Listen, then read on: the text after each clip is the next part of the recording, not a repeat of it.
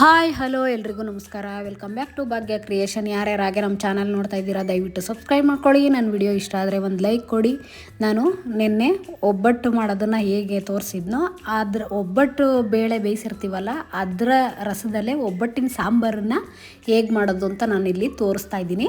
ಕೆಲವ್ರಿಗೆ ಬೇಳೆ ಒಬ್ಬಟ್ಟಿನ ಸಾಂಬಾರು ಅಂದರೆ ತುಂಬಾ ಇಷ್ಟ ಆಗುತ್ತೆ. ಹಳ್ಳಿ ಕಡೆಯಲ್ಲಂತೂ ಎರಡೂ ಆಗುತ್ತೆ ಅಂತ. ಸಿಟಿಗಳಲ್ಲಾದರೆ ನಾವು ಕಾಯಿ ಒಬ್ಬಟ್ಟು ಶೇಂಗಾ ಒಬ್ಬಟ್ಟೆಲ್ಲ ಮಾಡಿಬಿಟ್ಟು ಸುಮ್ಮನೆ ಆಗಿಬಿಡ್ತೀವಿ.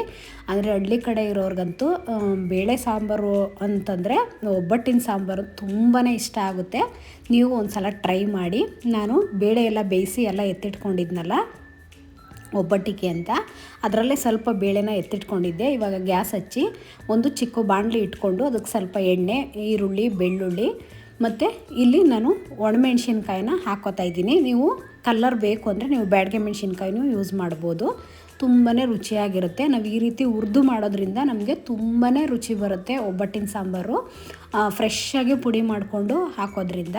ಮತ್ತು ಇಲ್ಲಿ ಧನಿಯಾ ಕಾಳನ್ನು ನಾನು ಒಂದು 2 ಟೇಬಲ್ ಸ್ಪೂನ್ ತೊಗೊಂಡಿದ್ದೀನಿ. ಅಂದರೆ ನಾನಿಲ್ಲಿ ಕಡಿಮೆ ಕ್ವಾಂಟಿಟಿಲಿ ಮಾಡ್ತಾ ಇರೋದ್ರಿಂದ ನಾನು ಇಷ್ಟಿಷ್ಟನ್ನು ಹಾಕ್ಕೊಂಡಿದ್ದೀನಿ. ನೀವು ಜಾಸ್ತಿ ಕ್ವಾಂಟಿಟಿಲಿ ಮಾಡೋದಾದರೆ ನೀವು ಜಾಸ್ತಿನ ಅದಕ್ಕೆ ತಕ್ಕನಂತೆ ಹಾಕ್ಕೋಬೇಕಾಗುತ್ತೆ.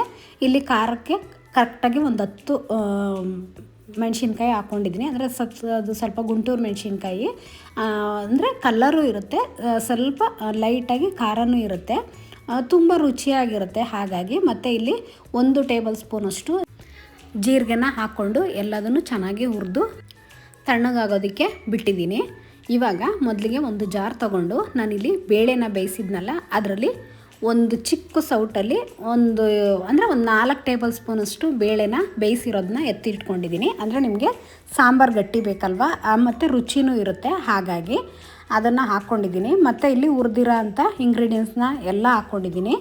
ಮತ್ತು ಇಲ್ಲಿ ಒಂದು ನಿಂಬೆಹಣ್ಣು ಗಾತ್ರದಷ್ಟು ಹುಣಸೆಹಣ್ಣು ತೊಗೊಂಡಿದ್ದೀನಿ. ಅಂದರೆ ನೀವು ಕಡಿಮೆ ಕ್ವಾಂಟಿಟಿಲಿ ಮಾಡುವಾಗ ಹುಣಸೆಹಣ್ಣ ನೋಡಿ ಹಾಕ್ಕೋಬೇಕಾಗುತ್ತೆ, ಇಲ್ಲಾಂದರೆ ತುಂಬಾ ಹುಳಿ ಬಂದುಬಿಡುತ್ತೆ. ಇಲ್ಲಾಂದರೆ ನೀವು ಸ್ವಲ್ಪ ಹುಣಸೆಹಣ್ಣು, ಒಂದು ಟೊಮೊಟೊನೋ ಬೇಕಾದ್ರೂ ಯೂಸ್ ಮಾಡ್ಬೋದು. ನಾನಿಲ್ಲಿ ಬರೀ ಹುಣಸೆಹಣ್ಣು ಯೂಸ್ ಮಾಡಿದ್ದೀನಿ. ಮತ್ತು ಸ್ವಲ್ಪ ತೆಂಗಿನ ತುರಿ ಮತ್ತು ಕೊತ್ತಂಬರಿ ಸೊಪ್ಪನ್ನು ಹಾಕಿ ಇಲ್ಲಿ ರುಬ್ಬಿ ಎತ್ತಿಟ್ಕೊಂಡಿದ್ದೀನಿ. ಮತ್ತು ಇವಾಗ ಗ್ಯಾಸ್ ಹಚ್ಚಿ ಒಂದು ಪಾತ್ರೆನ ಇಟ್ಕೊಂಡು ಇದಕ್ಕೆ ಸ್ವಲ್ಪ ಎಣ್ಣೆನ ಹಾಕ್ಕೊಳ್ಳೋಣ. ಒಗ್ಗರಣೆ ಮಾಡಿಕೊಂಡು ಇದನ್ನು ಕುದಿಸ್ಕೋಬೇಕಾಗುತ್ತೆ. ಹಾಗಾಗಿ ನಾವು ಒಗ್ಗರಣೆ ಮಾಡುವಾಗ ಫಸ್ಟಿಗೆ ಎಣ್ಣೆ ಹಾಕ್ಕೊಂಡು ಸ್ವಲ್ಪ ಸಾಸಿವೆ ಚೆನ್ನಾಗಿ ಸಿಡಿಬೇಕು. ಆವಾಗ ನಾವು ಇದಕ್ಕೆ ಸ್ವಲ್ಪ ಬೆಳ್ಳುಳ್ಳಿನ ಬಿಡಿಸ್ಬಿಟ್ಟು ಚೆನ್ನಾಗಿ ಜಜ್ಜಿಬಿಟ್ಟು ಹಾಕ್ಕೋಬೇಕು ಒಗ್ಗರಣೆಗೆ. ತುಂಬಾ ರುಚಿ ಬರುತ್ತೆ. ಮತ್ತು ಇಲ್ಲೊಂದು 2 ಮೆಣಸಿನ್ಕಾಯಿನ ಒಗ್ಗರಣೆಗೆ ಹಾಕ್ಕೊಂಡಿದ್ದೀನಿ. ನೀವು ಬ್ಯಾಡಗೆ ಮೆಣಸಿನ್ಕಾಯಿ ಬೇಕಾದರೂ ಹಾಕ್ಕೋಬೋದು. ಮತ್ತು ಸ್ವಲ್ಪ ಕರಿಬೇವನ್ನು ಹಾಕ್ಕೊಂಡು ಇವಾಗ ರುಬ್ಬಿರೋ ಅಂಥ ಮಸಾಲನ ಇದಕ್ಕೆ ಹಾಕ್ಕೊಳ್ಳೋಣ. ಒಗ್ಗರಣೆಲಿ ಸ್ವಲ್ಪ ಚೆನ್ನಾಗಿ ಕುದಿಬೇಕು. ಇದಕ್ಕೆ ಫಸ್ಟಿಗೆ ಒಗ್ಗರಣೆ ಹಾಕ್ಕೋಬೋದು, ಇಲ್ಲಾಂದರೆ ನೀವು ಖಾರ ಎಲ್ಲ ಕುದಿಸಿ ಮೇಲ್ಗಡೆ ಬೇಕಾದರೂ ಒಗ್ಗರಣೆ ಮಾಡ್ಕೋಬೋದು. ಯಾವಾಗಲೂ ನಾನು ಹೀಗೆ ಮಾಡೋದು, ಹಾಗಾಗಿ ನಾನು ಈಗ ಮಾಡ್ತಾಯಿದ್ದೀನಿ. ಮತ್ತು ಇಲ್ಲಿ ಸ್ವಲ್ಪ ಜಾರಲ್ಲಿರೋ ಅಂಥ ಮಸಾಲ ಎಲ್ಲ ಸೇರಿಸ್ಬಿಟ್ಟು ಇಲ್ಲಿ ಒಂದು ಮಿಕ್ಸ್ ಕೊಡೋಣ. ಅಂದರೆ ಖಾರ ಎಲ್ಲ ಗಟ್ಟಿ ಇರುತ್ತಲ್ವ ಸ್ವಲ್ಪ, ನಾವು ರುಬ್ಬಿರೋ ಮಸಾಲ, ಹಾಗಾಗಿ ಎಲ್ಲ ಚೆನ್ನಾಗಿ ಮಿಕ್ಸ್ ಆಗಲಿ. ಇದನ್ನು ಒಂದು ಮೀಡಿಯಮ್ ಊರಿಲಿ ನೀವು ಮಸಾಲ ಹಾಕೊಳ್ಳುವಾಗ ಮೀಡಿಯಮ್ ಊರಿ ಇಟ್ಕೊಳ್ಳಿ. ಯಾಕೆಂದರೆ ಗಟ್ಟಿ ಇರುತ್ತಲ್ಲ ಮಸಾಲ, ಮೇಲ್ಗಡೆ ಸಿಡಿಯೋ ಅಂಥ ಚಾನ್ಸಸ್ ಇರುತ್ತೆ, ಹಾಗಾಗಿ. ಮತ್ತು ಇಲ್ಲಿ ನಾನು ಬೇಳೆ ಬೇಯಿಸಿದ್ನಲ್ವ ಅದ್ರ ರಸನ ಇಲ್ಲಿ ಹಾಕ್ಕೋತಾ ಇದ್ದೀನಿ. ನೀವು ಸಾಂಬಾರು ಎಷ್ಟು ಮಾಡ್ತೀರೋ ಅಷ್ಟು ನೀವು ರಸ ಎಷ್ಟಿರುತ್ತೋ ಅಷ್ಟು ಸಾಂಬಾರು ಮಾಡಿ, ತುಂಬಾ ರುಚಿಯಾಗಿರುತ್ತೆ. ಕೆಲವು ಟೈಮು ಮಿಸ್ ಆಗಿಬಿಡುತ್ತೆ, ಸ್ವಲ್ಪ ನೀರು ಕಡಿಮೆ ಇಟ್ಟಿರ್ತೀವಿ, ಆ ಟೈಮಲ್ಲಿ ನೀವು ಸ್ವಲ್ಪ ನೀರನ್ನು ಬೇಕಾದರೂ ಹಾಕ್ಕೋಬೋದು, ತೊಂದರೆ ಇಲ್ಲ. ಇವಾಗ ಎಲ್ಲ ರಸನೂ ಹಾಕ್ಬಿಟ್ಟು ಸ್ವಲ್ಪ ಹೂರಣನ ರುಬ್ಬಿರ್ತೀವಲ್ಲ ಅದನ್ನು ಇದಕ್ಕೆ ಒಂದು ಚಿಕ್ಕ ಸ್ಪೂನಲ್ಲಿ 1 ಸ್ಪೂನ್ ಹಾಕ್ಕೊಳ್ಳಿ. ಆವಾಗ ನಿಮಗೆ ಒಬ್ಬಟ್ಟಿನ ಸಾಂಬಾರು ಟೇಸ್ಟ್ ಅಂತೂ ಸಖತ್ತು ಚೆನ್ನಾಗಿರುತ್ತೆ. ಏಕೆಂದರೆ ಹೂರಣ ಹಾಕ್ತಲೇ ಹಾಗೆ ಮಾಡಿದ್ರೆ ನಿಮಗೆ ಒಬ್ಬಟ್ಟಿನ ಸಾಂಬಾರು ಅಂತ ಅನಿಸೋದೇ ಇಲ್ಲ. ಹಾಗಾಗಿ ಇಲ್ಲಿ ಬೇಕು ಅಂದರೆ ಬೆಲ್ಲ ಹಾಕಂತಾರೆ. ಬೆಲ್ಲ ಹಾಕ್ಕೊಳ್ಳೋದಕ್ಕಿಂತ ಈ ರೀತಿ ನೀವು ಬೇಳೆಯಲ್ಲಿ ರುಬ್ಬಿರ್ತೀರಲ್ಲ ಅದನ್ನು ಹಾಕ್ಕೊಳ್ಳಿ, ತುಂಬಾ ರುಚಿ ಕೊಡುತ್ತೆ. ಮತ್ತು ಮೇಲ್ಗಡೆ ಸ್ವಲ್ಪ ತೆಂಗಿನ ತುರಿ ಉದುರಿಸ್ರಿ, ನೋಡೋದಕ್ಕೂ ಅಷ್ಟೇ ಮತ್ತು ಟೇಸ್ಟು ಅಷ್ಟೇ. ಒಬ್ಬಟ್ಟಿನ ಸಾಂಬಾರಿಗೆ ಮೇಲ್ಗಡೆ ಸ್ವಲ್ಪ ತೆಂಗಿನ ತುರಿ ಹಾಕಿದ್ರೇ ಅದು ತುಂಬ ಪರ್ಫೆಕ್ಟಾಗಿ ಬರೋದು. ಮತ್ತು ರುಚಿಗೆ ತಕ್ಕಷ್ಟು ಉಪ್ಪನ್ನ ನಾವು ಮುಂಚೆನೇ ನೋಡ್ಕೊಂಡು ಹಾಕ್ಕೋಬೇಕು, ಏಕೆಂದರೆ ಬೇಳೆ ಬೇಯಿಸುವಾಗ ಹಾಕಿರಲ್ವಲ್ಲ, ಹಾಗಾಗಿ. ಅಕಸ್ಮಾತ್ ನೀವು ಸರಿಯಾಗಿ ಹಾಕಿಲ್ಲ ಅಂದಾಗ ಈ ಟೈಮಲ್ಲಿ ಕುದಿಯುವಾಗ ನಿಮಗೆ ನೋಡಿಕೊಂಡು ನೀವು ಇನ್ನೊಂದು ಸ್ವಲ್ಪ ಬೇಕು ಅಂದರೆ ಹಾಕ್ಕೊಳ್ಳಿ.